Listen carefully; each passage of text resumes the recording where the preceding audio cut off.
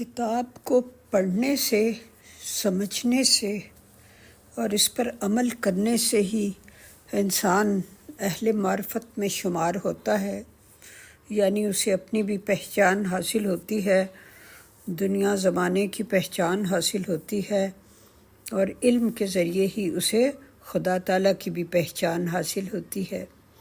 اسی بات کو ایک شعر میں بیان کیا ہے: معرفت کے راز کیا کھولیں گے اہل مدرسہ، معرفت کے راز کیا کھولیں گے اہل مدرسہ، نکتہ داں ہوتا نہیں عرشی کبھی کرم کتب۔ یعنی جو کیڑا کتاب کو لگا ہوتا ہے اور 24 آور وہ کتاب میں ہی رہتا ہے اور کتاب کو کھاتا رہتا ہے، تو اس کا مطلب یہ نہیں ہوتا کہ وہ نکتہ داں ہو گیا ہے اور اسے کوئی معرفت حاصل ہو گئی ہے۔ معرفت سمجھنے، سیکھنے، سمجھنے اور عمل کرنے سے حاصل ہوتی ہے۔ شکریہ۔